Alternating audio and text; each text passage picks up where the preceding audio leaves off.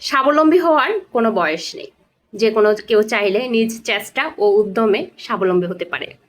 আমার মনে হয় স্বাবলম্বী হওয়ার জন্য অনেক টাকা মূলধন লাগে না এবং বয়সের কোনো সীমাবদ্ধতা নেই। আপনার চেষ্টাটুকু, আপনার যদি আত্মসম্মানটুকু নিয়ে বাঁচতে চান, যদি নিজের রেসপেক্টটুকু নিজে বজিয়ে রাখতে চান, তাহলে না ইনকাম করাটা খুব দরকার। ইনকামের কোনো বয়স নেই, মানে ইনকাম করার কোনো বয়স নেই, শেখার কোনো বয়স নেই।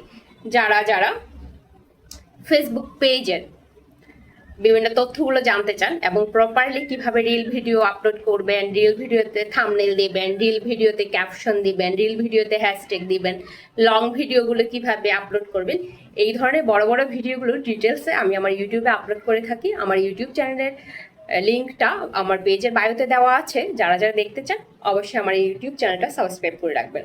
যেটা বলছিলাম, আত্মমর্যাদা এবং আত্মসম্মান নিয়ে বেঁচে থাকতে জানাটাই হচ্ছে বাচ্চার মতো বাঁচা। অন্যের উপর পরনির্ভর হয়ে বাঁচা, পরের সিদ্ধান্তের উপর নির্ভর হয়ে বাঁচা, এটা কোনো লাইফ হতে পারে না। আবার অনেক মানুষ মনে করেন মেয়ে মানুষ স্বাবলম্বী হওয়া মানেই হচ্ছে কন্ট্রোলের বাহিরে যাওয়া। বিষয়টা এরকম কিছুই না।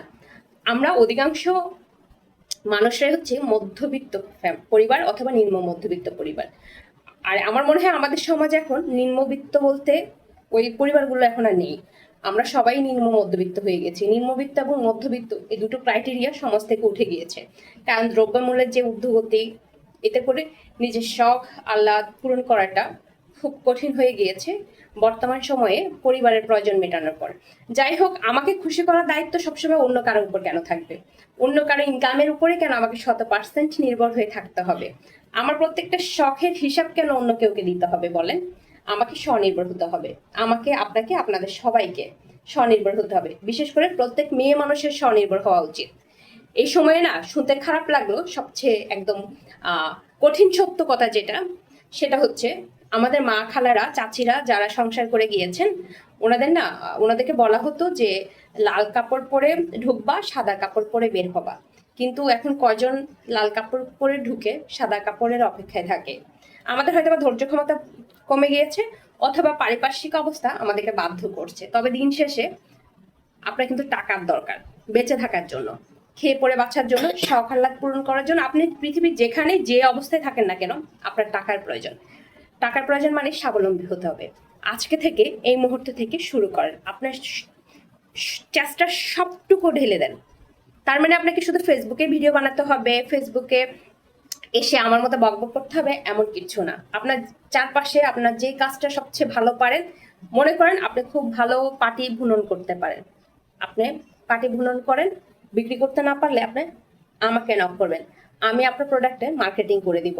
আপনি ভালো রান্না পারেন, শীতে ভালো পিঠা পারেন, আপনি যদি বিক্রি করতে না পারেন আমাকে নক করেন, আমি আপনার প্রোডাক্টে মার্কেটিং করে দিব।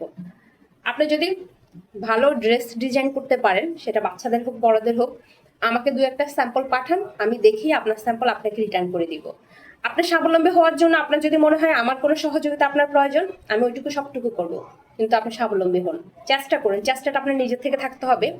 এরপর হচ্ছে আমি হচ্ছে অনেক পরে। হাঁটাটা কিন্তু আপনাকে শুরু করতে হবে। আর একটা কথা, আমি আপনাদের প্রোডাক্টটা মার্কেটিং করে দিব মানে যে গদবাঁধাভাবে সবাই আমাকে নক করবেন, আমি সবারটা করে দেবো এমন কিছু না। সেক্ষেত্রে আমাকে নিম্নতম একটু সম্মানিত দিতেই হবে। ধন্যবাদ সবাইকে, ভালো থাকবেন। এটা কেউ নেগেটিভ ভাবে নেবেন না। কারণ ধরেন আমি যেহেতু বলেছি প্রমোশন করে দিব, তার মানে আমাকে প্রতি 500 জন নক করবে। আমার পক্ষে 500 জনকে খুশি করা সম্ভব না। তার মানে কি, আমি যদি একটা সম্মানী নির্ধারণ করি, তাহলে যারা আমাকে নক করবেন, যারা সম্মানে দিতে রাজি আছেন, ওদের প্রত্যেকের কাজ আমি করব। ধন্যবাদ।